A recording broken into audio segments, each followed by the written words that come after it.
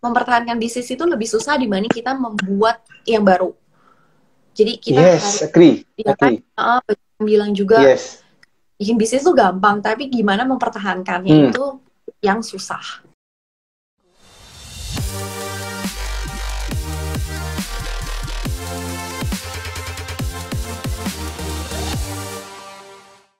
Hai Bu, apa kabar? Senang ketemu hari ini lewat layar kaca langsung.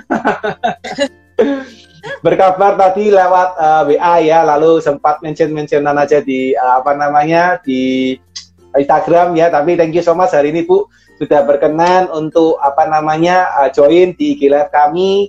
Thank you so much Bu Rizka mau nyempatin waktu dan sharing-sharing dengan kami hari ini Bu. Iya. Anyway, Bu Rizka lebih senang dipanggil Ibu atau dipanggil Sis atau dipanggil C atau dipanggil apa nih kira-kira? Nama aja. Nama aja is okay. Nama aja gitu ya. Saya panggil Sis Rizka gitu kali ya, lebih enak ya. Ya boleh apa aja. Oke. Siap. Ya, oke. Ini Sis Rizka lagi di rumah atau masih di kantor atau mungkin di luar di rumah ya. WFH terus nih ya, Sis Rizka ya. Betul, kita juga lagi WFH. Oke. Tapi domisili maksudnya tinggal di Jakarta atau di kota lain? Di Jakarta ya. Iya. Siap. Gimana nih Sis di Jakarta, kondisinya gimana nih sekarang nih kondisinya? Sudah lumayan atau gimana kira-kira? Lagi lumayan diperpanjang juga ya PPKM-nya. Perpanjang ya. Iya. Putus ya, setahu aku. Iya. Jadi perpanjang PPKM ini terus-terusan ya Sis ya, sampai hampir 1 bulan nih kalau nggak salah sudah. 2 minggu, 20 hari perpanjang lagi. Kalau Pak Dedi lagi di mana? Pak Dedi lagi di mana nih? Di rumah. Surabaya nih Sis. Oh di Surabaya. Ya, Surabaya. Saya dipanggil Dedi aja boleh Sis Rizka. Oke. Dipanggil Dedi boleh, dipanggil Bro boleh, terserah. Enaknya gimana ya. Jadi kebetulan kondisi Surabaya, tapi kita ada kantor di Jakarta juga, di daerah Jakarta Barat. Gitu. Oke. Jadi sering bolak-balik ya? Yes, waktu ada tim yang tinggal di sana, ada tim yang stay di Jakarta ya. Cuma memang kondisinya kalau dulu kita sering pulang pergi ya, Jakarta, Surabaya gitu ya. Tapi karena pandemi ini mungkin hampir 1,5 tahun ini saya tidak ke Jakarta.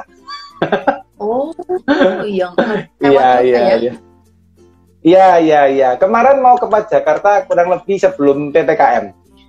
Waktu mau ke Jakarta, tapi ditutup akhirnya kita nggak berangkat ke sana. Gitu.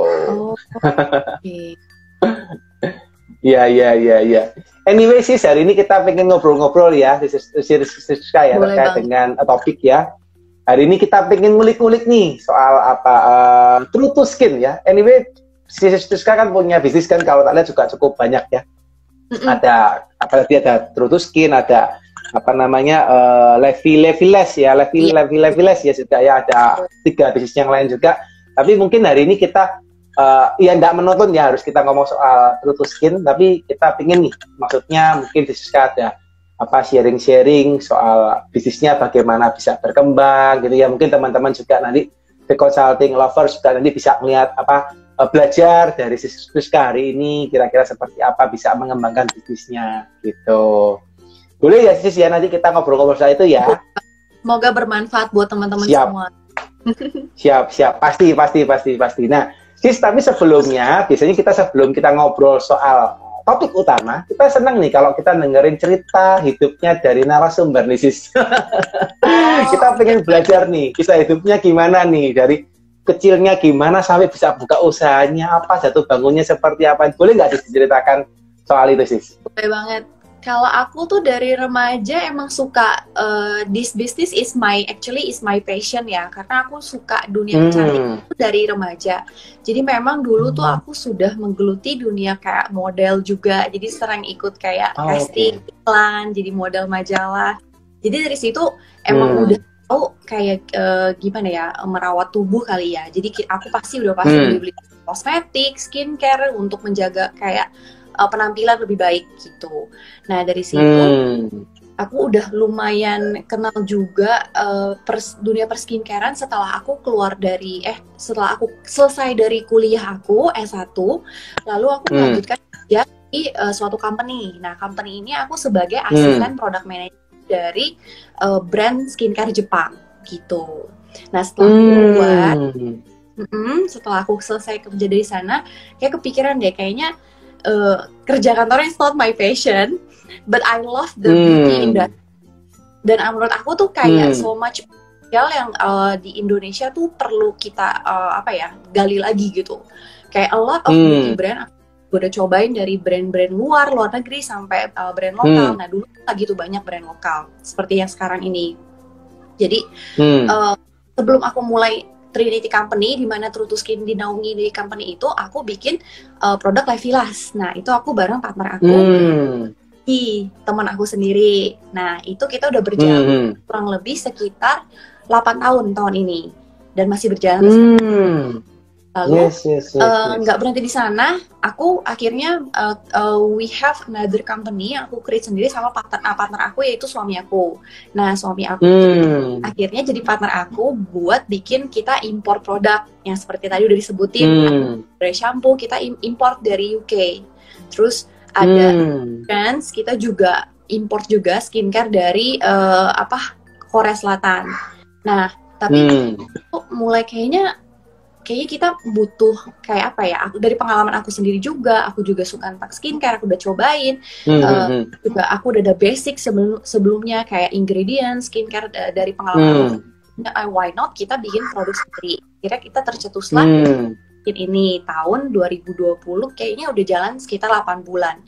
Nah 2 bulan tanggal 12 tanggal cantik 12. Wow, 12 tuh. Iya. 2000 berapa tuh sis? Kenapa? 2000 berapa? 2020. Oh, baru tahun kemarin berarti ya. Nice. Iya, ada teman saya. Iya. Terus Oke. Jadi dari situ persaingan tuh lumayan ketat juga ya, karena kayak tahun ini tuh udah lokal brand skincare tuh rela banget, udah banyak banget ya. Jadi challenge juga gimana supaya kita tuh lebih dikenal sama orang, dimana kalau skincare kan susah kalau orang tuh mau cobain karena cocok-cocokan. Di situ kita launching pas pandemic itu challenge kayak dari apakah kepikiran apakah akan diterima oleh masyarakat luas ataukah enggak kayak buying powernya juga nggak sebagus dulu gitu. Orang kan lebih nahan duit ya, apalagi untuk skincare. Tapi puji Tuhan dengan segala usaha kita edukasi, marketing, terus juga we have the right team, and then ya lumayan puji Tuhan diterima oleh masyarakat luas gitu. Jadi memang aku juga panjang ya. Jadi I have been in this kind of itu udah sekitar 10 tahun. Jadi dengan pengalaman aku yang kerja kantoran, terus juga aku juga ada bisnis juga yang lain, cuman nggak gitu jauh. Akhirnya kita bikin another bisnis lagi, ya kita belajar gitu. Dari kegagalan. Nice. Penasaran nih sis Rizka ya. Jadi dimulai dari dunia modeling kalau nggak salah di sini Rizka sempat ngobrol ya. Happy dengan lihat kondisinya kecantikan, jadi senang dengan kondisi itu. Tapi ketika kehappyan atau kesenangan dirubah ke bisnis itu kan juga tidak semudah membalikan telapak tangan ya sis ya.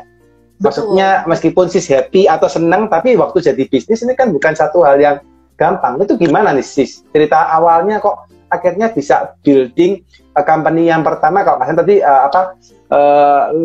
Levilas ya kalau salah ya pertama ya. Nah itu gimana tuh sis?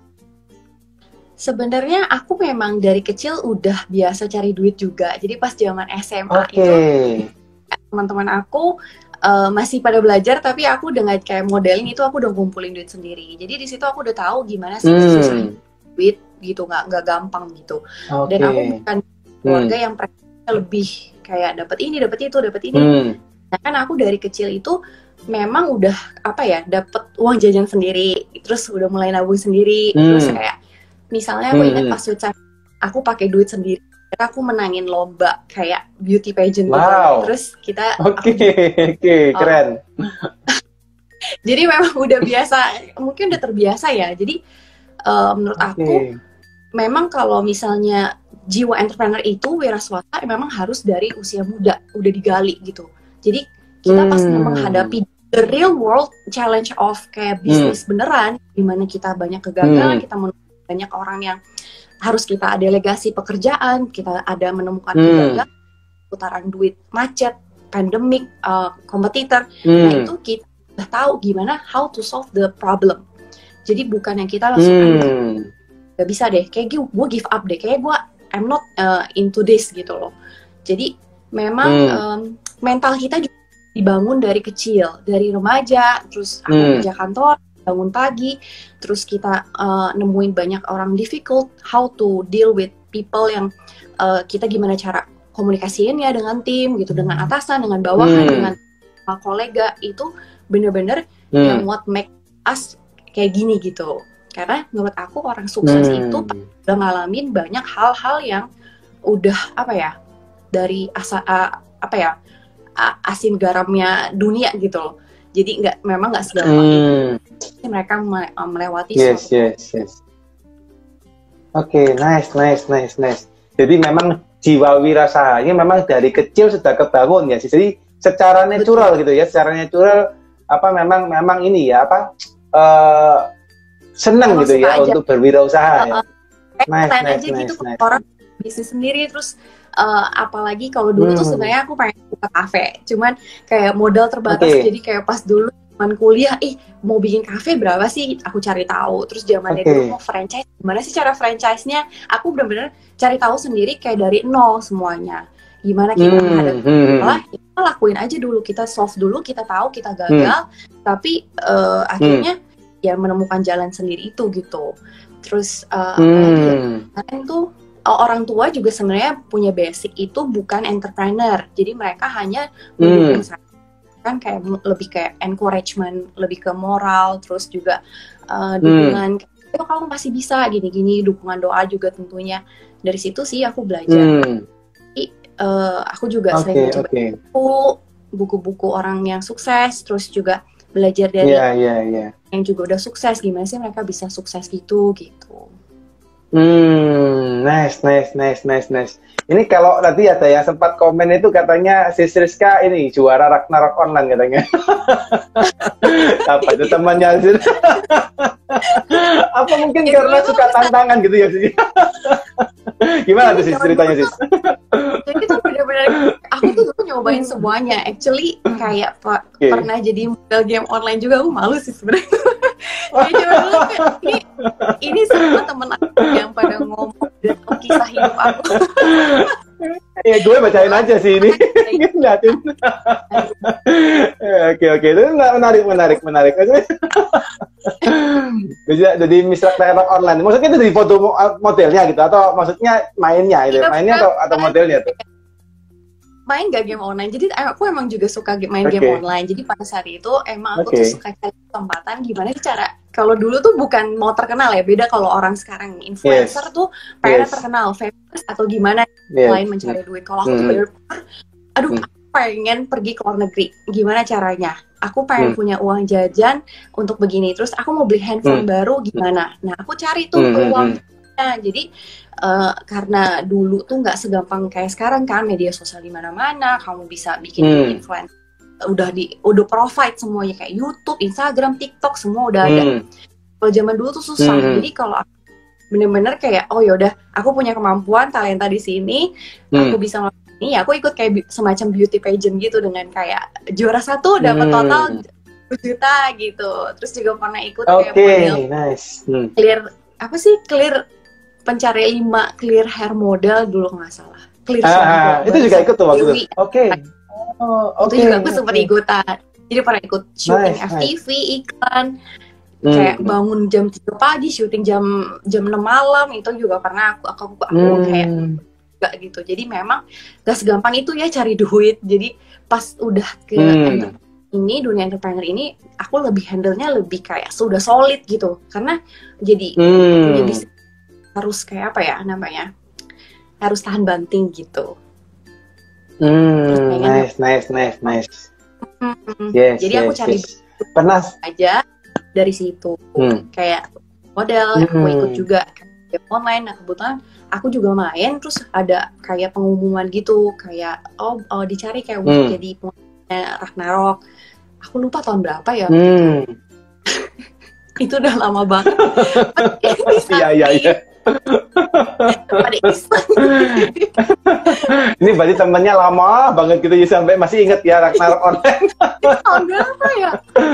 Aku masih SMA loh. Iya, masih SMA loh.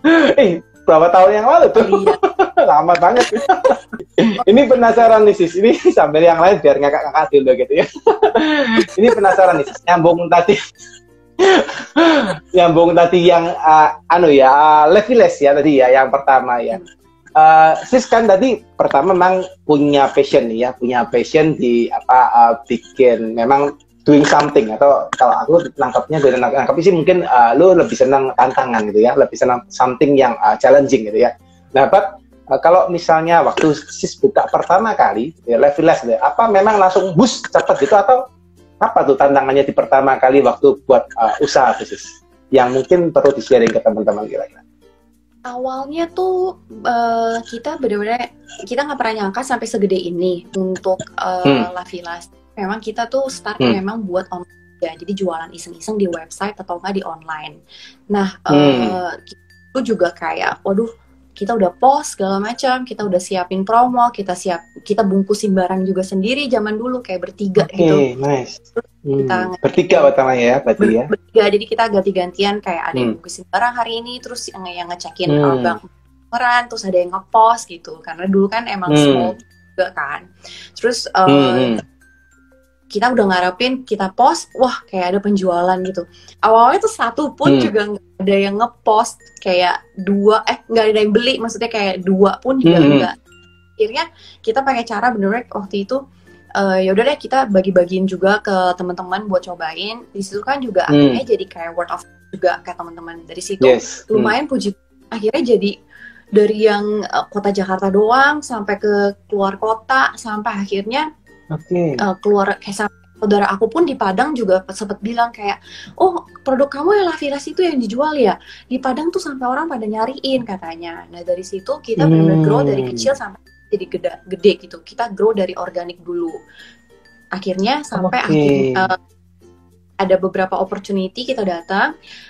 Pertama kali kita udah satu tahun brand kita Leviles. Di situ ada dari PIC dari Plaza Indonesia waktu itu ask kita untuk buka toko di sana. Nah, puji Tuhan banget, akhirnya kita bisa buka toko di sana. Dari situ word of mouth, kayak KOL udah mulai tahu juga produk kita. Mereka tuh nggak biasanya kalau harus bayar kan, kayak tolong dong bayar gitu. Kalau mereka tuh zaman dulu benar-benar grow organik juga, kayak bareng-bareng. Mereka tuh kalau udah produk bagus, mereka akan ngepost dengan sendirinya. Nah pada saat itu Leviles tuh benar disukain sama orang karena bentuknya kita tuh bagus, kayak produk luar negeri. Harganya affordable, dan kita memang kualitasnya ekspor juga. Jadi di situ belum ada produk yang kayak kita, bulu mata yang enak dengan harga terjangkau, terus juga jadi hype pada saat itu. Jadi akhirnya lebih besar. Oke. Dan itu benar-benar organik ya Sis ya waktu itu ya. Maksudnya zaman itu mungkin belum pakai sosmed dan kawan-kawan, atau sudah pakai sosmed waktu itu? 8 tahun yang lalu belum sama sekali. Aku betul. Itu tuh awal mula ibaratnya first batch of kayak digital era kali ya. Jadi minim effort tapi lumayan dampaknya gede, karena pada saat itu belum sampai yang kayak sekarang. Nah sekarang ini yang tantangannya terus lebih berat lagi gitu. Jadi di mana hebat ya, kayak brand lokal skincare, kosmetik. Jadi kita keep innovating every day. Terus mesti keep up with the trend. Terus juga banyak yang perlu kita lakuin gitu. PR-nya banyak banget. Dan kalau dulu kayak KOL nggak segampang sekarang ya, karena mereka pasti udah zamannya dulu tuh kayak followersnya kayak baru kayak 1000-an, sekarang tuh udah kayak ratusan ribu sampai jutaan. Jadi itu pasti kalau mau endorse juga nggak akan bisnis. Jadi we have to kasih budget untuk benar-benar kita endorse KOL tersebut. Kalau dulu ya dengan produk aja barter tuh masih bisa. Kalau sekarang tuh benar-benar butuh effort selain dari marketing budget, terus juga awareness, terus juga networking, lalu ads Instagram baik Facebook maupun TikTok. Jadi kita benar-benar harus kuatin gitu. Yes. Jadi dulu waktu pertama kali 8 tahun yang lalu masih nggak banyak macam ya sih, maksudnya dari word of mouth mereka happy, and then bisa berkembang gitu ya sampai masuk ke pasar Indonesia, kalau nggak salah ya, bisa masuk satu punya gerai di sana. Betul. Jadi dari situ dari Plaza Indonesia tuh benar-benar kita terbuka lagi opportunity yang lain. Jadi kita ditawarin Mall Kelapa Gading, terus sempat di Mall Kota Kasablanca juga. Sekarang masih ada juga di Tunjungan Plaza. Kita di Surabaya ada 2. Gitu. Jadi dari opportunity yang lain. Di Tunjungan Plaza juga salah satunya ya. Betul. Oke. Padahal itu belum menggunakan ini sis ya, sosmed atau digital strategis ya malahan ya. Tapi sudah mulai berkembang dulu di 8 tahun yang lalu. Oke, nice. Oke. Nah, menarik nih sis. Mempertahankan bisnis itu lebih susah dibanding kita membuat yang baru. Jadi kita harus agree. Bilang juga bikin bisnis tuh gampang, tapi gimana mempertahankannya itu yang susah. Nah ini menarik nih, ini guys ya. Ini satu kalimat dari Siska saya pengen lebih gali nih ya, karena sebagian orang sis malah mengatakan bisnis ini susah buat bisnis. Tapi kalau sis ngomong bisnis ini gampang, berarti sis kan tahu caranya gitu ya. Kok mengatakan gampang karena tahu cara. Nah, apa nih sis yang mengakibatkan mungkin sis Siska masa kok aku buat bisnis ini gampang, sedangkan yang lain ngomong susah, misalnya gitu sis ya. Maksudnya apa nih kira-kira kiat-kiatnya kok sis bisa mengatakan bahwa gampang nih? Aku ingin tahu, penasaran nih sis. Yang pasti harus lihat peluang ya, peluang bisnis. Nah, aku kebetulan mungkin aku punya lebihnya di sana.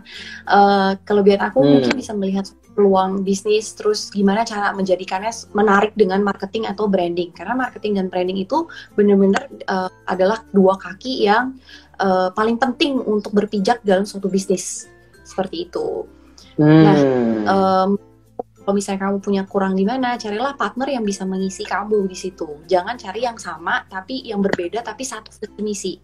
Kalian punya let's say kayak misalnya aku jago di branding marketing, cobalah cari orang yang kayak lebih ke financial, kayak lebih kayak operasional. Jadi saling lebih desain atau gimana. Jadi bisa saling melengkapi.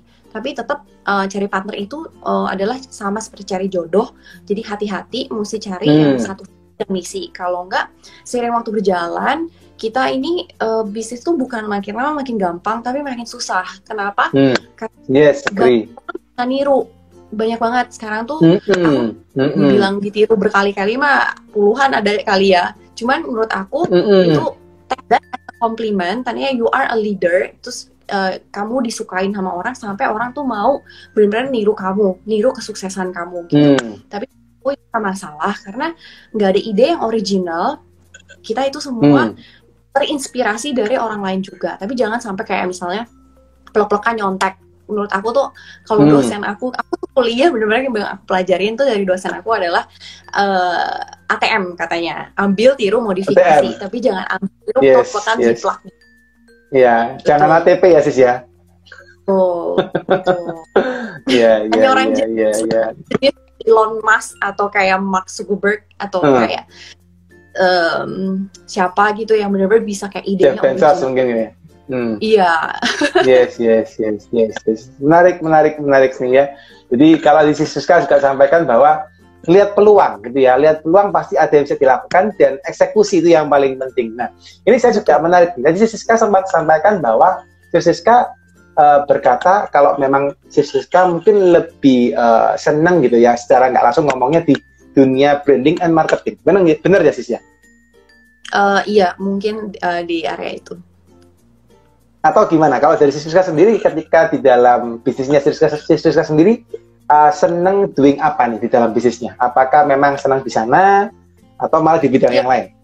Betul, marketing sama branding. Aku suka. Marketing dan branding ya?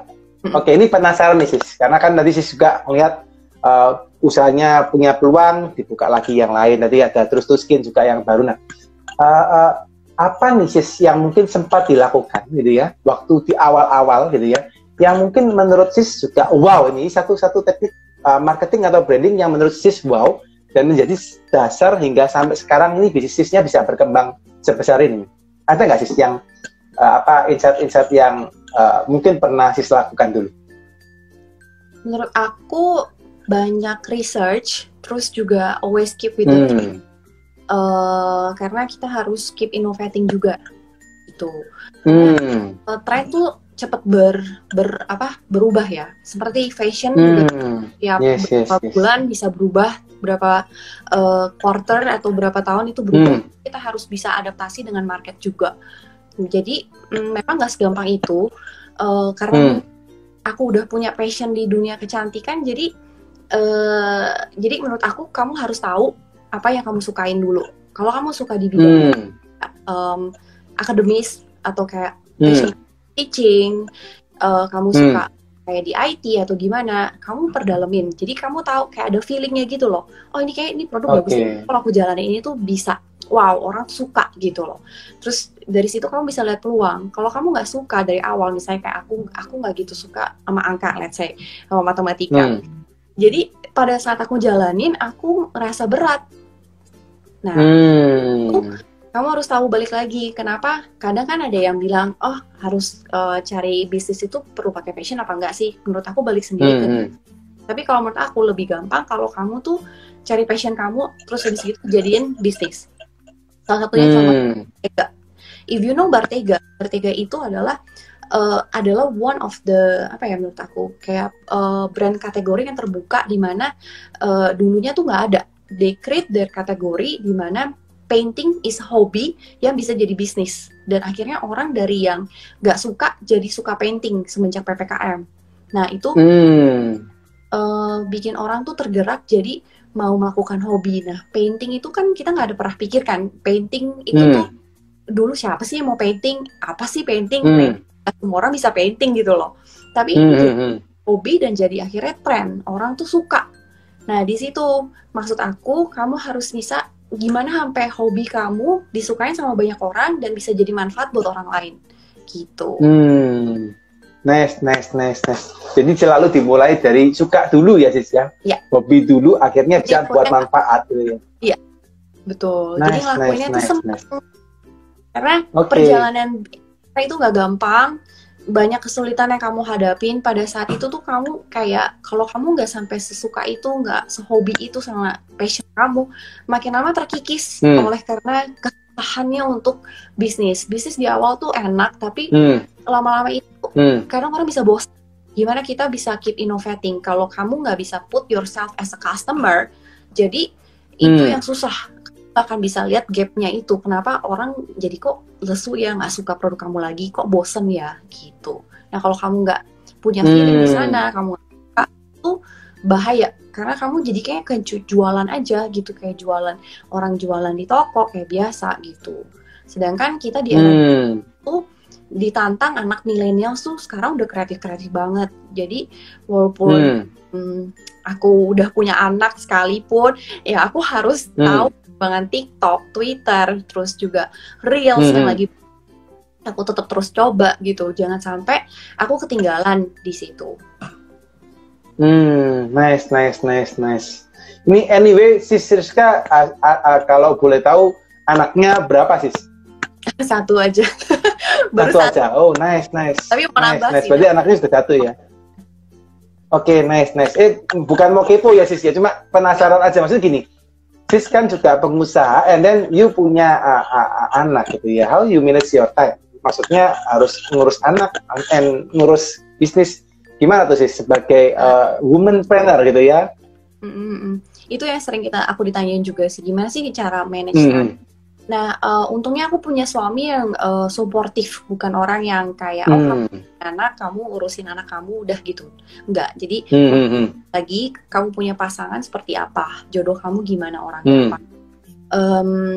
Mendukung kamu punya aktivitas seperti bisnis seperti ini karena memang gak gampang.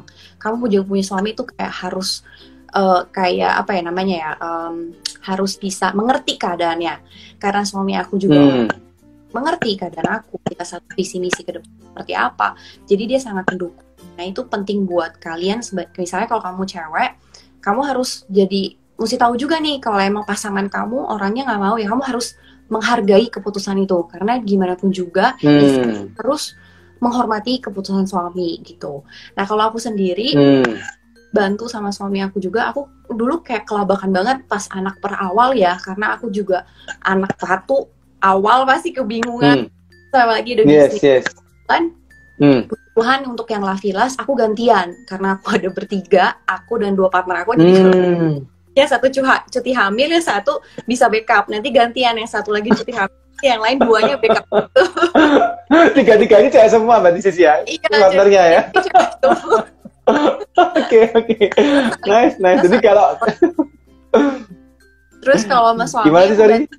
Karena suami lebih ke operasional, jadi ya gantian. Aku kalau misalnya branding kan bisa dari rumah, jadi kadang aku masih bisa. Dan menurut aku set up juga sih prioritas. Misalnya Senin sampai Minggu, misalnya Sabtu Minggu itu udah buat apa. Tapi kadang kalau misalnya ada yang namanya juga entrepreneur ya, pasti setiap hari 20 setuju kan, pasti ada aja gitu. Ya jadi harus ada plan. Terus prioritas, hari ini kamu mau ngapain? Hari Senin, Selasa, Rabu, Kamis. Misalnya aku hari Senin buat Unity Company, hari Selasa aku buat Lavilas. Terus yang 3 untuk yang untuk live atau buat consulting atau yang lain.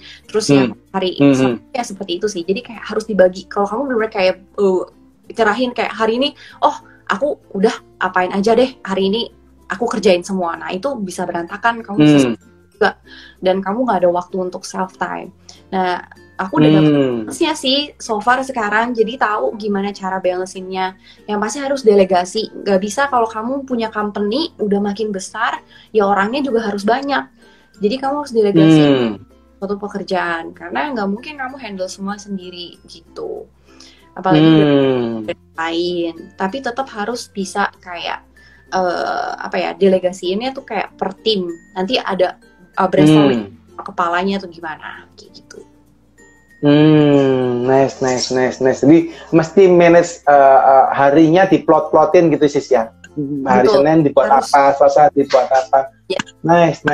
Aku kayak setiap weekly gitu, aku jadwalnya apa sih? Misalnya ada live, aku juga kadang juga suka ikutin seminar juga kalau orang gitu. Aku suka belajar juga buat orang lain. Oh jadi aku batasin ini. Terus misalnya untungnya WFH ya sekarang, jadi kayak lebih banyak mengembangkan diri, terus juga bisa luangin waktu juga buat anak lebih banyak gitu. Nice. Kalau dari dengerin ceritanya Sis ini, rasanya kok hidupnya Sis itu kok rasanya enak gitu, maksudnya doing somethingnya rasanya enak, rasanya kayak ada planningnya mantap banget gitu ya. Kalau dengerin dari tadi Sis ya. Anyway, apa ada yang mungkin Sis rasa mungkin dalam meniti bisnis tuh ada nggak Sis yang Sis rasa sulit banget gitu, atau apa nih yang beban atau di dalam bisnisnya Sis yang mungkin pernah Sis hadapin akhirnya merasa ini nih tantangan terberatku, ada nggak Sis kira-kira?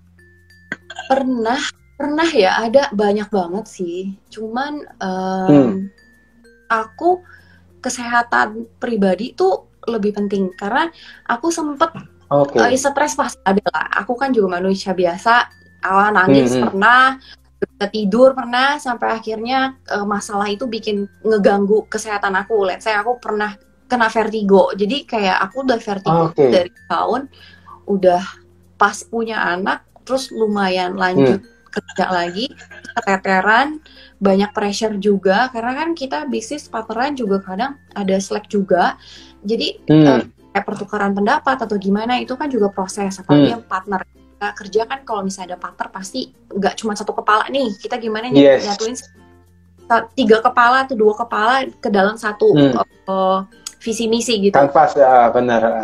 Betul. Jadi akhirnya aku mikir aku kayak kena vertigo tuh, waduh capek banget, menguras tenaga, menguras pikiran, padahal masih muda menurut aku, kayak kenapa ya ini, terus kayak kena kayak nggak worth it menurut aku kalau misalnya masalah tuh bikin kesehatan kamu jadi nggak bagus gitu. Apalagi lagi kayak gini ya, kayak lagi ada terus corona, oke. Number one, apalagi your health, mental health itu penting. Jadi menurut aku kalau ada masalah itu komunikasiin sama partner kamu atau nggak doa. Menurut aku sih kayak gitu. Aku balik lagi kayak jadi kayak kasih ketenangan di sana. Karena nggak ada selain dari itu tuh nggak ada. Karena aku udah nyobain ya, kayak aku pikirin, aku nggak begadang, aku kerjain ini karena itu sesuatu yang nggak bisa kita kontrol. Kita cuma bisa kontrol apa yang di diri kita sendiri sama pikiran kita. Jadi itulah yang kita harus jaga. Seberapa masalah ada pun itu balik lagi ke kita. Penting nggak sampai kita tuh bikin kita tuh pusing, mengorbankan kesehatan kita dan kayak akhirnya jadi sama anak keganggu, sama suami jadi berantem, sama partner jadi berantem, kayaknya gak worth it ya kayak gitu. Jadi udah jaga kalau ada masalah ya udah aku, apakah ini bisa aku kontrol apa enggak. Kalau aku nggak bisa kontrol, aku lepasin semua gitu. I will do my best and then kasih semua the rest sama Tuhan. Jadi Tuhan yang kasih tahu, oh ini kamu udah nggak usah kayak gini. Nanti gimana ya, Tuhan tuh benar-benar bekerja dengan sangat hebat gitu menurut aku. Pada saat kamu doa, pintu tuh bisa dibukain. Kadang makanya aku bingung kenapa kayak gimana ya, ada sih pasti orang kayak stres masalah duit gitu. Tapi puji Tuhan, aku semua serahin ke Tuhan dan Tuhan selalu kasih jalan gitu. Nice. Aku sih mungkin kedengarannya klise ya, tapi cobalah doa, komunikasiin ke Tuhan, pasti kasih jalan. Karena itu sesuatu yang bukan kalian bisa kontrol. Kalau misalnya sampai, oke, kalau masalah duit atau finance, aduh aku terjebak utang segala macam. Nah itu bahaya. Itu juga yang perlu kamu, bukan berarti kamu kayak hal-hal yang udah bikin company itu jadi lose segala macam. Nah itu kamu harus cariin. Kenapa? Itu sesuatu yang kamu bisa kontrol. Kalau misalnya tentang masalah finansial, terus juga masalah kayak aset ataupun stok barang, marketing, itu sesuatu yang bisa kamu kontrol. Nah pada saat yang kamu bisa kontrol, kamu harus bergerak cepat untuk mencari masalah, bukan didiemin aja. Semakin didiemin akan semakin lebih gede gitu. Jadi ada dua ya, bilang kalau masalah tuh ada yang bisa kamu kontrol, ada yang bisa kamu enggak. Kalau kamu bisa kontrol, baiknya kamu tuh langsung cari. Kalau kamu nggak bisa handle, kamu nggak tahu, kamu cari mentor atau enggak kamu konsultasi pada yang lebih pengalaman. Atau cari teman yang emang udah kumpulannya yang udah punya pengalaman yang sama, bobotnya beratnya sama kayak kamu gitu. Jangan asal cerita-cerita aja kalau sama orang, ya nanti orangnya kasih masukan yang nggak oke, pusing juga gitu. Nah aku bilang, terus hire orang yang ahli dalamnya. Misalnya kamu kurang tahu tentang finansial, ya hire orang finance atau accounting gitu. Jadi bisa solve your problem. Gitu. Yang kedua yang nggak bisa kamu kontrol, ya udah kamu serahin ke Tuhan. Misalnya kayak sesuatu yang kamu harapkan tapi belum terjadi, atau sesuatu yang ya itu kamu bisa serahin ke Tuhan, atau enggak curhat juga sama orang yang sudah berpengalaman sama mentor. Kalau dari aku. Yes. Menarik nih buat teman-teman ya. Jadi pasti semua orang itu punya masalah guys ya. Tidak terkecuali juga Siska hari ini ya. Meskipun kelihatannya gampang gitu ya, tapi juga pasti ada masalah ya. Tapi menarik nih guys, setelah ada masalah, lakuin yang bisa kamu lakuin, dan sisanya doa ya. Jadi serahkan pada yang di atas gitu ya. Nah, menarik nih sis. Mungkin buat teman-teman juga, kalau kita kan sering ya, maksudnya setiap minggu kan kita ikhtilaf ya. Dan banyak juga teman-teman yang mungkin selama COVID kan ini hampir 1,5 tahun ya. Itu banyak yang ngeluh lah ya, omsetnya turun lah gitu ya, terus timnya resign lah, terus usahanya tidak berkembang ya. And then sampai 1,5 tahun ini mereka masih do the same thing, maksudnya tetap akan berkutat dengan hal itu gitu ya.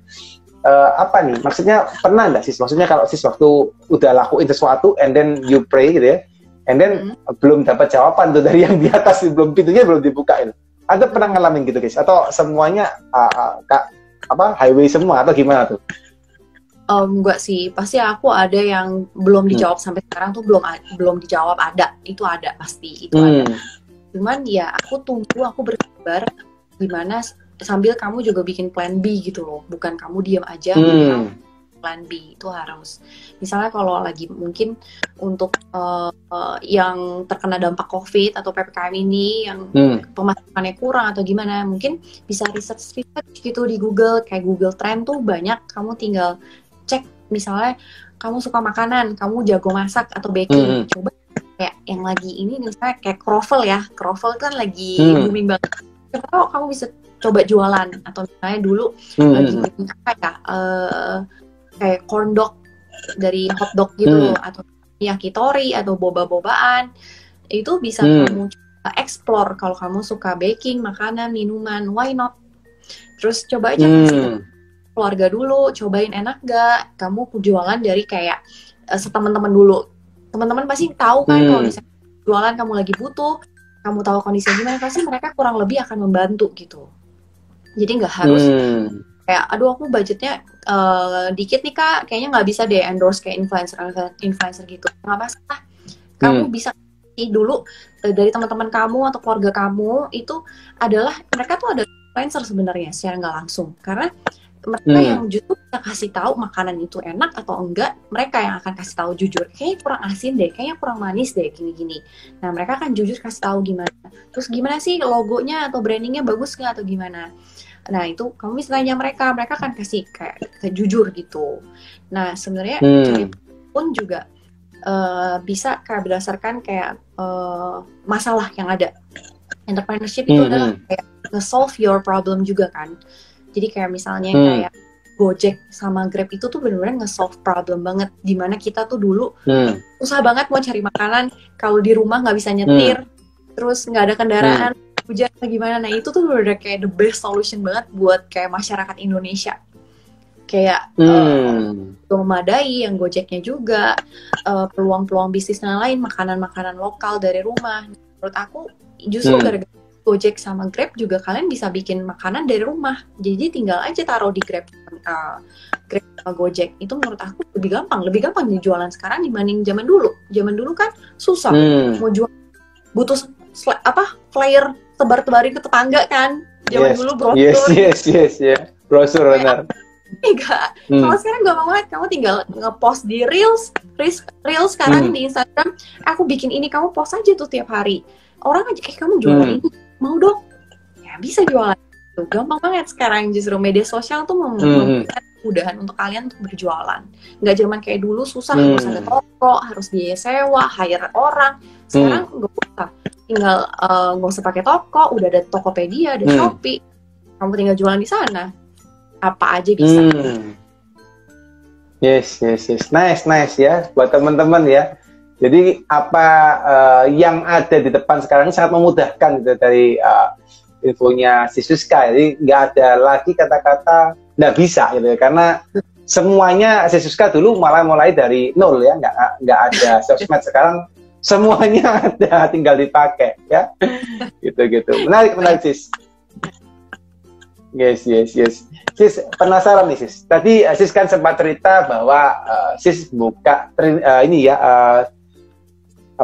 True to Skin ya, True to Skin di akhir tahun lalu 2020. Berarti kan baru kira-kira ya ini jalan bulan ke-7 ya Sis ya. Udah hampir 8 bulan. 8 bulan ya, 8 bulan ya. Bulan 7 8 bulan ya. Nah, itu maksudnya waktu Sis bisa berpikir mengembangkan bisnisnya ke arah True to Skin itu apa yang dilihat Sis? Maksudnya Sis, kalau boleh di-sharing ke teman-teman kira-kira. Nah, kalau aku tuh punya masalah adalah di kulit aku tuh kulitnya sensitif. Jadi I have a skin, dimana kalau misalnya ini aku pakai makeup ya. Jadi kalau misalnya kulit itu tuh sensitif, area sini tuh merah. Terus juga ada kayak apa ya? Kayak kuping kelinci yang kayak pembuluh darah. Jadi kayak benar-benar pembuluh darah di muka. Jadi aku kalau mau cari skin tuh susah-susah gampang. Nah, aku kan udah cobain tuh brand global sama lokal. Nah, kalau dulu tuh aku suka ada brand global cocok sama muka aku. Tapi akhirnya lama-kelamaan harganya mahal, terus susah nyarinya. Apalagi kita juga nggak keluar negeri. Jadi susah buat dapetin. And then dari situ, why not aku kembangin sendiri lagi gitu bareng sama suami. Karena menurut aku, aku juga punya tahu gimana kondisi kulit di kayak masyarakat di Indonesia tuh juga lagi fight untuk jerawat, terus juga iklim tropis segala macam. Nah kebetulan juga aku punya background di dunia perskincarean sebelumnya, jadi kurang lebih ingredients, terus juga pemilihan ingredients, aku juga udah lumayan tahu gitu. Apa yang aku mau, apa yang aku terapin juga ke customer needs gitu. Ternyata sesuai ekspektasi aku sama yang aku mau, ternyata sama nih kayak customer yang lain tuh juga suka loh mengalami hal seperti ini. Mereka tuh lagi nyari karena kalau produk luar kan mahal ya, sedangkan kalau efektif tapi mahal. Sedangkan kalau True Skin kita create tuh benar-benar efektif juga, terus bisa buat kulit sensitif, ibu hamil, ibu menyusui, terus juga udah BPOM sertifikasi, dan ingredients kita tuh kita active ingredients sama natural ingredients. Jadi brand-brand US tuh kebanyakan lebih kayak kenceng ya, keras banget. Beberapa brand tuh kadang suka iritasi juga karena dia punya ya sama kulit bule itu beda. Jadi kulit bule itu lebih badak ya. Nah sedangkan aku kasih perpaduan antara Korean sama Western, aku gabungin. Kalau Korea tuh lebih soft, natural, tapi efeknya tuh nggak kelihatan. Sedangkan masyarakat Indonesia kan suka tuh yang efeknya instan, tapi bukan kayak krim abal-abal kan kayak instan, pemutih cerah langsung putih gitu, tapi nggak ada sertifikasi BPOM, tidak terbukti klinis. Nah sedangkan kalau True sendiri udah aku cobain, terus juga kita udah ada BPOM, udah teruji klinis. Nah di situ kita gabungin Western konsep dengan si Korea konsep ini gitu di Indonesia. Jadi udah gentle, ingredients-nya efektif, juga harganya pas di kantong. Jadi nggak bikin kantong bocor. Nice. Karena menurut aku ini buat teman. Karena menurut aku pengalaman juga kalau produk mahal itu belum tentu cocok di muka, dan belum tentu kayak produk murah jelek gitu, enggak.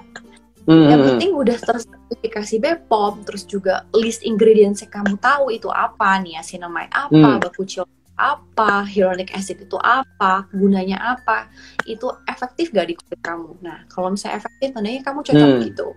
Gak harus mahal, gak harus murah juga boleh gitu. Tapi kalau kemurahan gak ada BPOM juga hati-hati gitu. Sedangkan buat cowok berarti bisa juga ya sis ya? Bisa banget ya. Jadi yang ini jadi kalau yang bakuchiol ini tuh aku udah bikin jadi bakuchiol ini dari natural plant, ini dari bunga. Jadi ini alternatifnya retinol. Kalau orang pakai retinol, ibu hamil nggak boleh pakai retinol. Dan beberapa orang bisa iritasi atau purging. Sedangkan kalau bakuchiol, dia the first brand yang keluarin bakuchiol serum dengan bentuk yang water based, kebanyakan oil gitu. Kalau aku nggak oil soalnya. Nice. Buat teman-teman yang pengen kepoin ya, langsung follow tuh IG-nya True to Skin ya, teman-teman boleh nanti kepoin ininya IG-nya. Nah, sis penasaran nih sis. Kalau sekarang kita lihat sis kan launching di tahun kemarin gitu ya, which is 8 bulan yang lalu. And then ibaratnya kalau saya lihat gitu ya, secara dari luar gitu ya, saya lihatin, saya kan nggak ikut main di sana, tapi kalau saya lihat kan cukup banyak ya sis ya yang main sudah di daerah kecantikan gitu ya. Maksudnya ada banyak brand-brand lain yang juga cukup besar yang juga main di kecantikan. Apa sis yang maksudnya waktu sis masuk ke sana gitu, apa yang dipikirkan sis kalau lihat kok udah banyak pemain nih, tapi apa sis yang dipikirkan kok akhirnya masuk ke dunia kecantikan? Pengen tahu nih sis. Kalau aku sih lebih kelihat peluang ya, peluang yang ada kita ciptakan gitu, dan bisa memberikan solusi yang udah menjadi permasalahan suatu masyarakat yang ada. Misalnya kalau dulu itu dulu belum ada bulu mata palsu yang bahannya tuh halus dengan harga yang terjangkau. Nah biasanya kan bulu mata kayak ketusuk, cewek tuh suka permasalahannya susah banget pakai bulu mata tuh bukan sesuatu yang kayak everyday, terus kayak cuma buat kondangan, tapi we create this yang sampai akhirnya bisa dipakai setiap hari dan kayak mau jalan pun masih bisa pakai, kelihatannya natural. Nah di situ. Terus lalu kedua untuk dry shampoo, di situ aku lihat peluang dry shampoo itu belum ada di Indonesia. Orang belum edukasi masalah dry shampoo. Dry shampoo itu shampoo kering, jadi kayak tinggal cuma disemprot, nanti yang jadi lebih mengembang. Nah di Indonesia itu kan iklim tropis, jadi itu jawab suatu permasalahan buat orang yang aktif, kayak orang anak kuliahan, anak SMA yang nggak jadwalnya padat dari pagi sampai malam, nggak sempet keramas, terus besokannya ada meeting lagi atau misalnya ada kegiatan lagi. Nah itu adalah solusi. Jadi kayak bisa dipakai tiap hari. Kalau aku beli dari shampoo tuh harus pergi ke luar negeri buat nyetok ya. Nah dari situ we are the first dry shampoo yang masuk aku bawa ke Indonesia yang kita edukasi. Nah permasalahan kedua adalah kan kayak ibaratnya orang bakal pakai nggak sih ini orang, tapi aku percaya sama produknya, aku jadi pun pakai. Itu yang menjadi permasalahan. Tiap aku habis punya anak, jadi aku nggak pakai nggak keramas selama 1 bulan kan, ada kayak gitu kan. Nah itu menjawab permasalahan aku. Rambut aku nggak bau, nggak lepek, aku tinggal pakai semprotin dry shampoo gitu. Nah di situ jawab pertanyaan solusi lagi.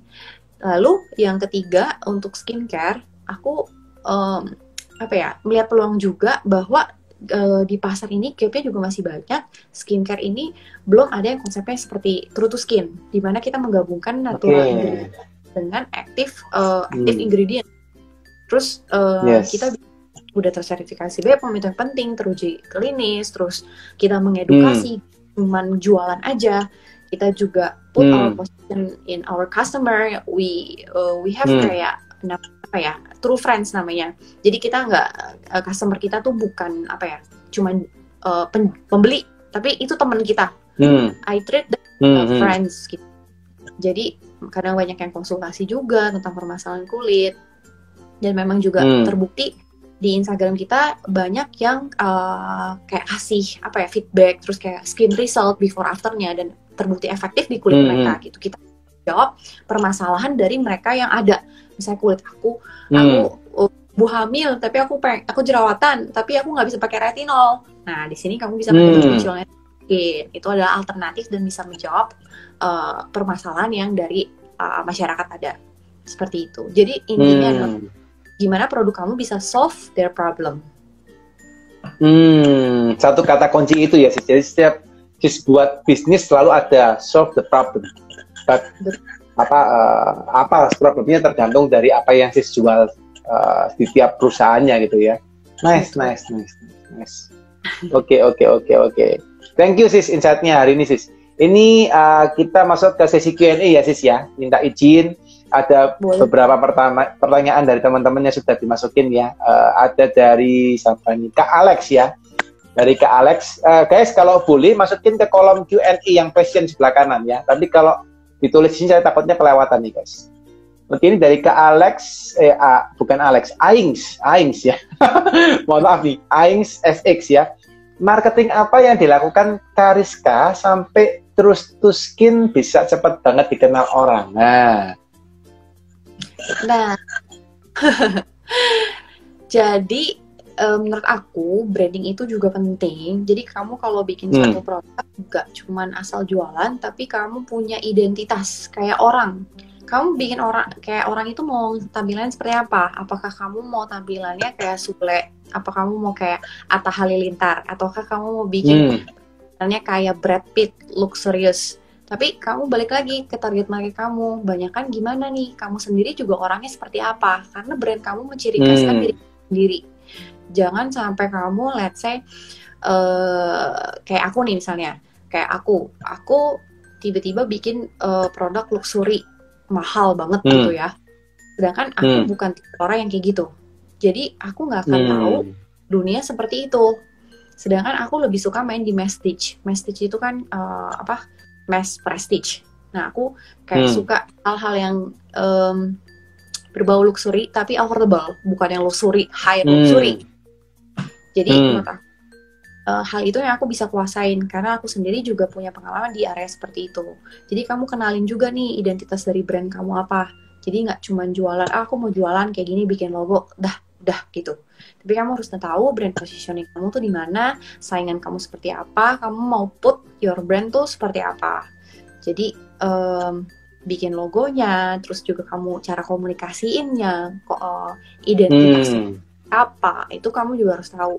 Jangan sampai kamu jualan, let's say makanan martabak, martabaknya tapi kamu jual harga 200.000, aduh mahal banget, kenapa bisa 200.000? Apa kamu pakai emas kayak serbuk emas gitu yang kayak di es krim gitu?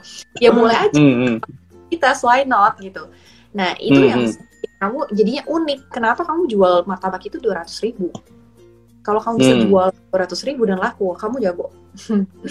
Itu namanya branding. Kan ada yang seperti itu. Kayak apa ya? Ada orang jualan apa ya? Let's say minuman.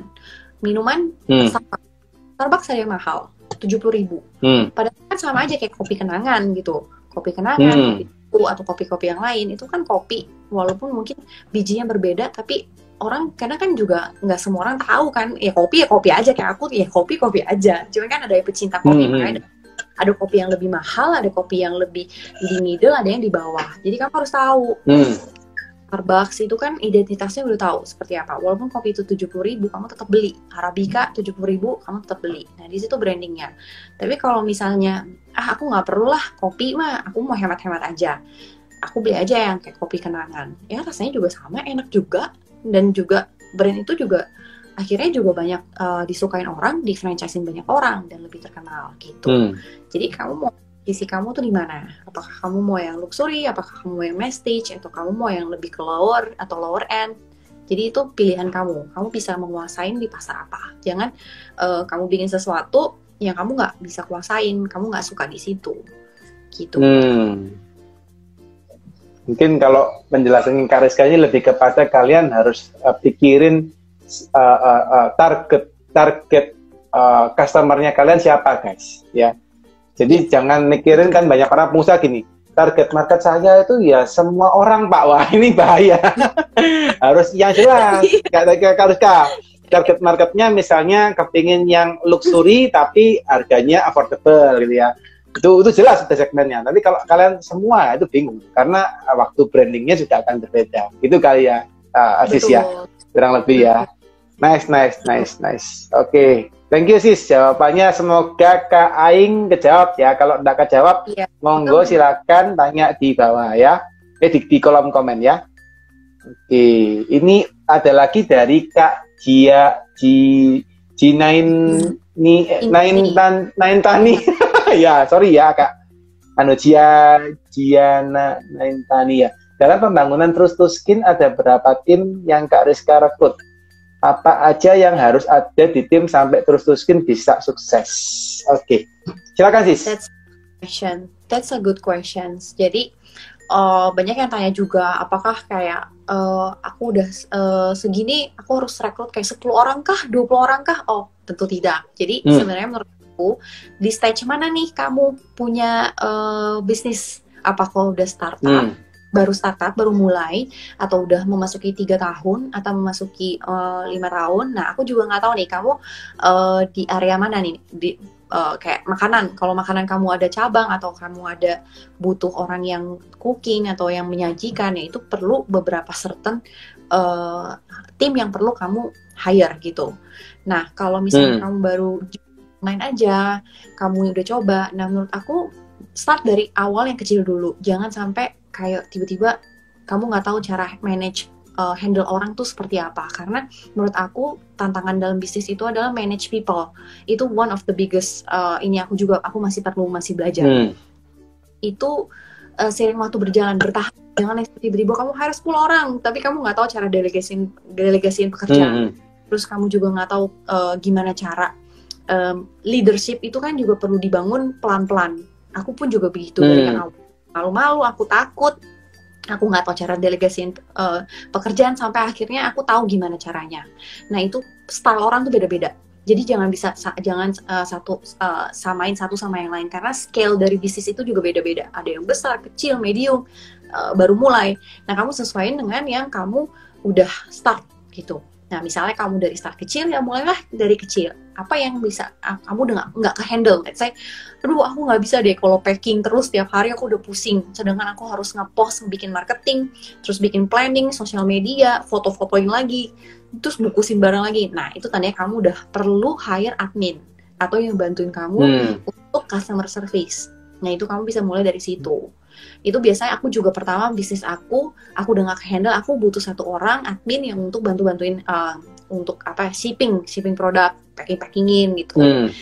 Jadi kamu nanti seiring waktu berkembang bisnis itu, kamu udah lebih ke managerial level, kamu udah bukan operasional lagi. Jadi kamu udah nggak pikirin pusing, aduh aku lupa beli gunting nih, gimana cara gunting, plastikinnya kurang. Nah, itu udah kamu udah nggak mikir itu, kamu udah bisa fokus sama hal yang lebih strategical ke depan. Karena leader itu harus bukan operasional lagi, bukan kamu yang ngejain perizinan lagi. Nanti pas ke depannya kamu udah kayak lihat ke depan lagi gitu loh, bisnisnya tuh mau dikembangin seperti apa, kamu mau taruh di mana. Jadi pelan-pelan kamu hire orang.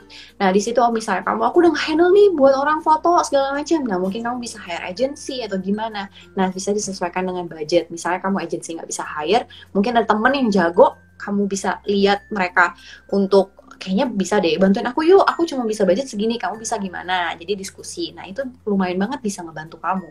Jadi jangan semuanya kamu kerjain sendiri, itu benar-benar makan waktu kamu. Dan kamu kalau memang mau berkembang, udah bisa delegasin pekerjaan dengan baik gitu. Jadi bisa fokus ke arah lebih ke strategical, bukan operasional.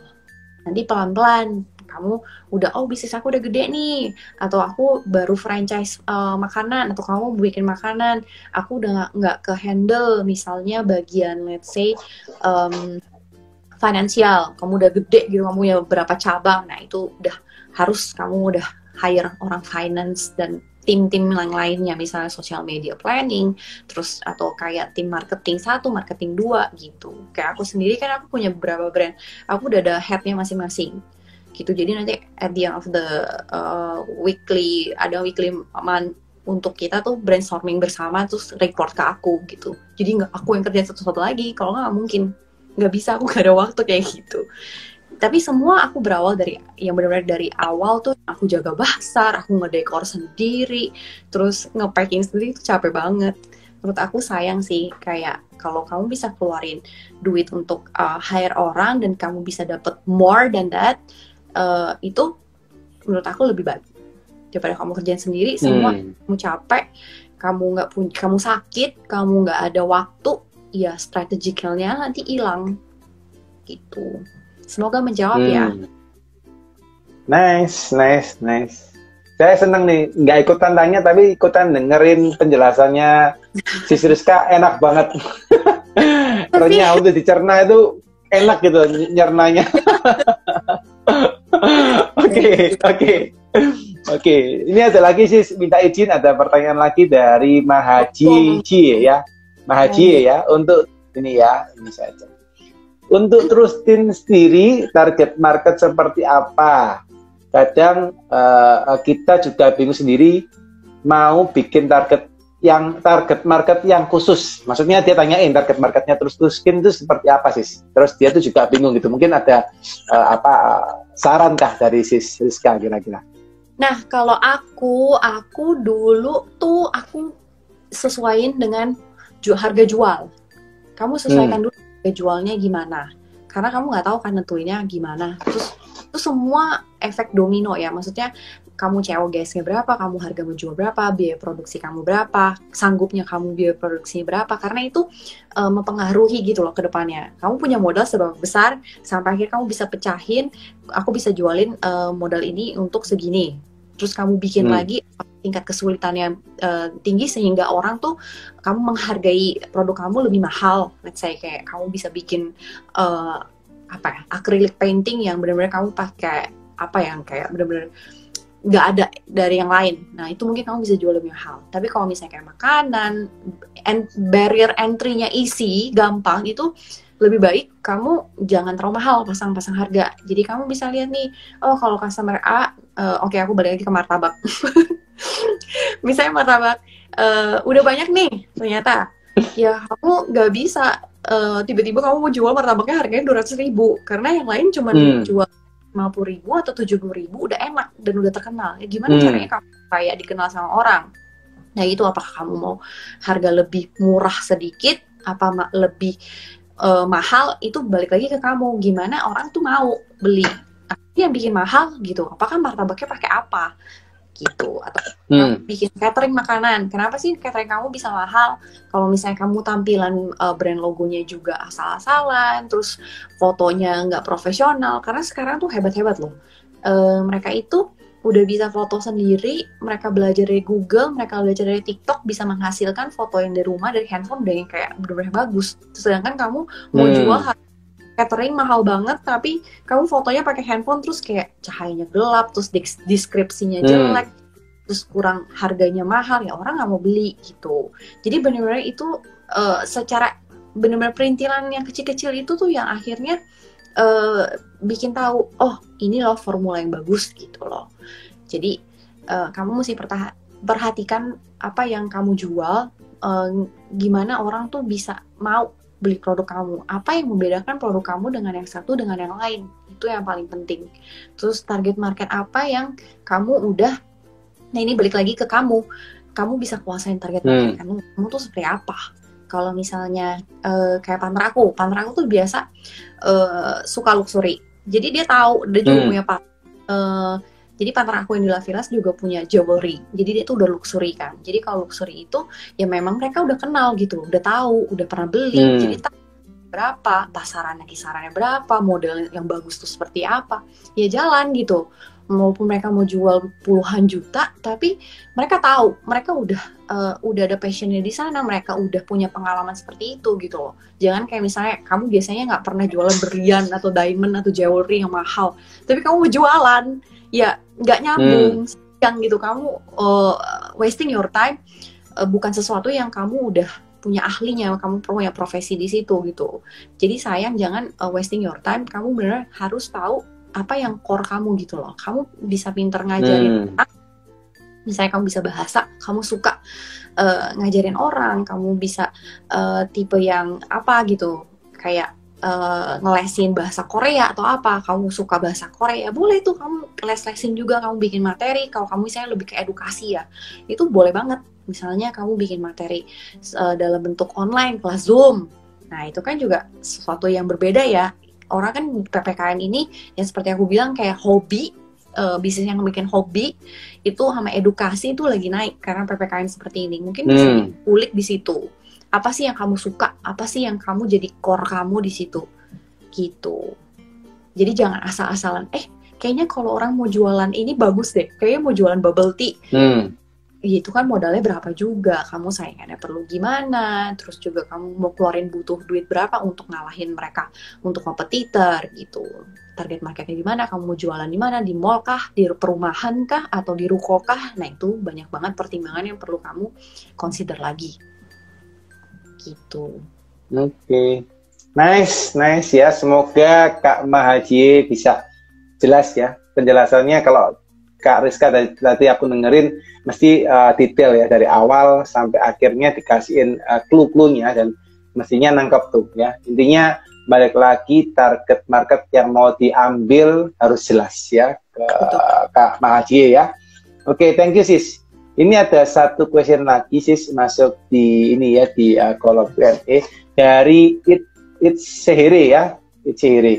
Hai Riz, untuk pandemi ini teman kuatnya ya. Untuk di pandemi ini gimana sih strateginya Rizka untuk 3 brand ini yang mungkin decision makingnya kan tetap di kamu ya, gimana survival mode untuk di pandemi ini? Nah ini cukup dalam. Nah, Hai Elsa, ya aku kenal. Ini juga salah satu hebat ini mami-mami yang dia brand owner juga dari Harris, jadi kayak parfum buat ruangan, terus juga bikin cantik gitu loh, apa sih namanya, diffuser namanya. Oh oke. Jadi kalau aku pandemic strategi harga ya, sebentar aku baca ulang ya, karena tadi sempat kepotong sebenarnya. Nah survival. Kita bacain ulang sih. memang lagi Ya. Oke. udah kebaca. Jadi memang lagi orang lagi pusing juga ya, karena persaingan juga udah mulai di mana-mana gitu. Nah, menurut aku awareness yang perlu ditimbulin. Jadi kayak aku misalnya, aku mau beli minuman tuh sebenarnya banyak ya, kayak botol aqua. Jadi kayak misalnya kamu mau beli di restoran, mas aku minta botol aqua nih. Padahal sebenarnya dia nggak jual aqua, tapi aku udah ingetnya tuh aqua gitu loh. Walaupun ada Mineral, ada Evian atau ada yang lain. Jadi di situ awareness-nya harus kuatin dulu. Kenapa orang bisa mau pilih produk kamu, mau willing to spend that money untuk pilih produk kamu. Walaupun nggak harus mahal. Kayak aku kan sebenarnya nggak mahal ya, lebih mahal Evian. Tapi ada certain level juga orang yang maunya Evian. Nah itu kan beda lagi, maksudnya beda tempat. Kalau misalnya kita makan restoran yang biasa ya orang nggak jual Evian. Tapi kalau misalnya kelas-kelas tertentu itu pasti mau belinya kan Evian. Nah ini balik lagi ke target marketnya. Kamu kalau misalnya target marketnya memang luxury, berarti memang harus ambil awareness-nya ke area itu. Carilah yang kayak influencer yang areanya memang di high end misalnya. Produk kamu harganya lebih mahal, carilah orang-orang yang bisa bantu untuk komunikasiin awareness-nya ke orang-orang yang dengan target marketnya sama. Jangan sampai kayak misalnya aku mau jualan misalnya produk aku kebuat yang aku misalnya produk aku luxury tapi aku hire-nya kayak influencernya tuh yang low end gitu, yang nggak masuk karena mereka nggak sanggup untuk beli produknya gitu loh, karena kemahalan. Walaupun uangnya udah banyak, tapi ada nggak sih daya belinya di situ, ada nggak sih daya jualnya di situ. Nah mungkin bisa lihat lagi dari harga, target market, sama brand positioning. Apakah ini tiga ini selaras nggak gitu? Kalau nggak selaras, itu bisa mempengaruhi juga salesnya. Kenapa jadi lebih turun masa pandemik ini gitu. Jadi gimana caranya supaya orang juga timbulin kayak kebutuhannya juga mereka penuhin. Balik lagi kayak pemecahan masalah. Nah, apakah produk itu bisa memecahkan masalah? Terus juga pada saat pandemi ini mungkin makanya kemarin tuh kayak collab dry shampoo sama itu kan aku penjualan lumayan banget, tapi semenjak PPKM kan lumayan turun. Jadi kayak gimana ya, aku mikir gimana caranya supaya produk ini bisa jalan. Nah mungkin kamu bisa kasih promo-promo khusus yang menarik gitu. Jadi itu salah satunya sih, kayak promo khusus juga, terus target positioningnya seperti apa, brand awareness yang perlu disampaikan gimana. Semoga menjawab ya Elsa. Yes. Oke, untuk Sis Elsa ya, semoga menjawab ya penjelasan dari Kak Rizka. Mungkin Sis, saya penasaran ya, Sis kan sempat ngobrol, ini pertanyaan terakhir dari saya sebagai penutup juga ya. Tadi kan Sis juga sempat ngobrol terkait dengan influencer ya, gitu ya. Mungkin kalau kita juga, saya sempat di-sharingin oleh teman-teman yang juga menggunakan jasa influencer dan kawan-kawan, seringkali mereka juga memilih influencer itu kadang-kadang tidak perform. Maksudnya mereka bayar untuk di-endorse, tapi ternyata mungkin tidak bisa balik gitu ya, dalam artian iklan atau fee yang mereka bayarkan gitu. Mungkin ada nggak tips dari Sis, mungkin bagaimana sih kita memilih influencer yang tepat supaya waktu kita bayar fee-nya juga teman-teman nggak boncos gitu, seperti itu. Iya, aku pernah share juga ini kalau nggak salah di Entrepreneurs ID juga.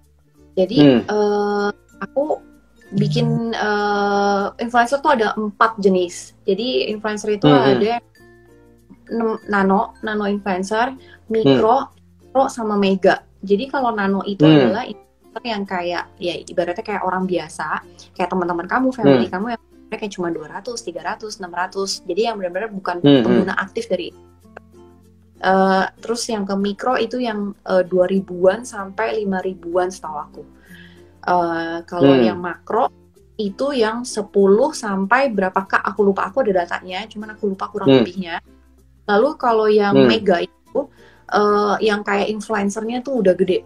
Let's say kayak Aukarin, terus Tasya Parasya, Agnes Monica, Luna Maya, Sandra Dewi, itu mega influencer. Nah, aku bisnis kamu tuh ada di mana,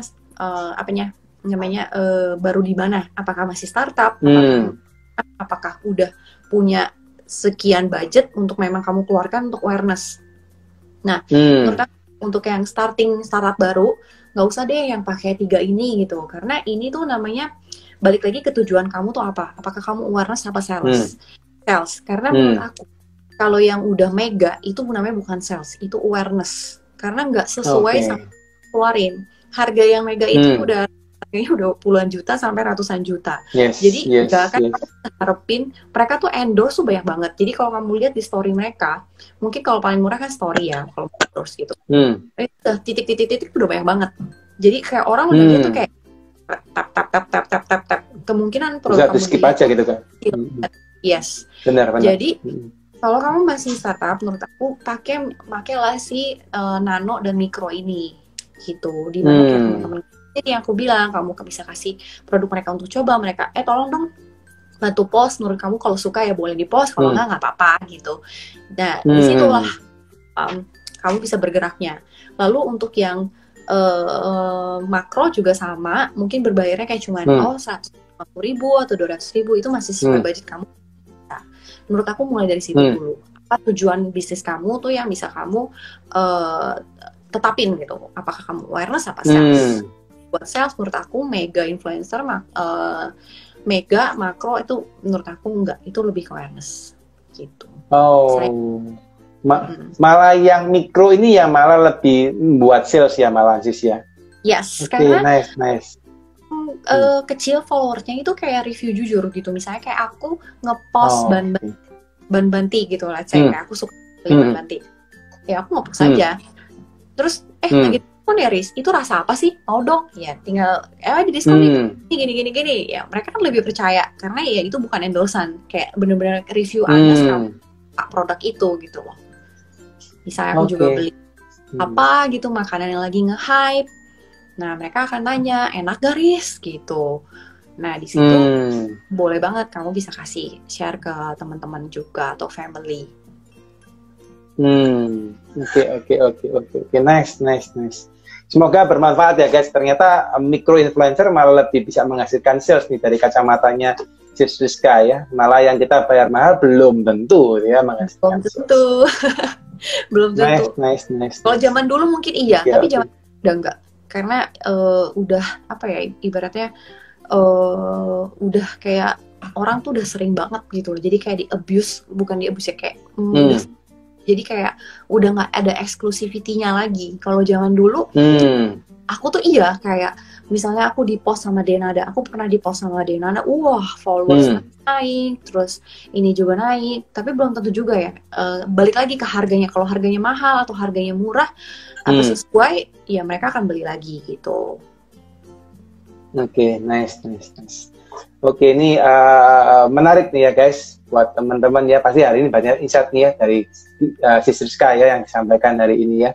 Mungkin ini kita lihat hari ini sudah melampaui waktu yang ditentukan. Hampir setengah jam guys kita ngobrol sama Sis Rizka ini. Thank you banget Sis Rizka ini ya, sampai nyempat-nyempatin ngobrol sampai malam ya. Mungkin terakhir Sis, supaya sebelum kita tutup ya buat teman-teman ya, apa nih Sis mungkin penutup dari Sis Rizka untuk teman-teman yang hari ini nonton, atau mungkin nanti kita juga akan post di berbagai macam media kita ya, ada YouTube, ada Spotify ya, yang dia akan nonton. Kira-kira apa nih Sis, kata penutup dari Sis Rizka, mungkin semangat mungkin buat teman-teman yang lagi berjuang sekarang, apa nih kira-kira? Yang pasti jangan menyerah. Bisnis itu is a long way to go, and then it's a lonely journey, I know. Menurut aku, kamu cari mentor yang sesuai buat kamu. Jadi kamu bisa cari tanya-tanya, experience seperti apa, dan juga join komunitas seperti ini, kayak The Consulting, atau apapun. Perbanyak buku, perbanyak baca buku, terus juga lihat success story dari orang-orang. Jadi kamu bisa tahu gimana sih cara berjuang, gimana sih kita lebih ke teknikalnya tuh menghadapi masalah itu seperti apa. Jangan gampang menyerah, terus juga keluar dari comfort zone, karena kita terbiasa dengan comfort zone itu, setiap ada masalah tuh akhirnya kita jadi males gitu, kita kayaknya nggak bisa deh. Coba kita try something new lagi, kita asah lagi kemampuan kita, gimana supaya overcome the problem. Jadi kita naik tangga gitu. Jadi naik tangga nggak cuma langsung lompat, nggak bisa orang lompat. Kita harus satu-satu jalanin aja pelan-pelan, pasti bisa. Terus juga terus inovatif, lalu juga banyak lihat-lihat tren, keep innovating juga, dan juga jangan lupa do your best and let God take care the rest. Gitu, balik nice ya. Nice. Kata penutup guys ya, lakukan yang terbaik ya, lalu sisanya serahkan yang di atas ya. Nice ya, itu kata penutup quote yang very very powerful ya, itu nancep banget buat gue juga. Oke, guys yang hari ini merasa terberkati, merasa mendapatkan insight, yuk kita kasih jempol ya di kolom komen, kasih hati buat Kak Rizkanya ya, kasih like ya, kasih thank you ya. Pokoknya hari ini thank you banget Kak Rizka, Siska thank you banget ya, hari ini ngobrolin panjang lebar, very very insightful ya. Tak doain juga, kita doa semua untuk Kak Rizka, keluarga semua sehat-sehat ya, semua terberkati, diberikan kebahagiaan semuanya ya. Thank you Kak Rizka buat hari ini, salam buat keluarga, buat si kecil Chelsea ya namanya ya, Chelsea ya, yang si kecil ya. Salam buat Chelsea sama suami ya. Thank you Siska, bye bye. Bye bye.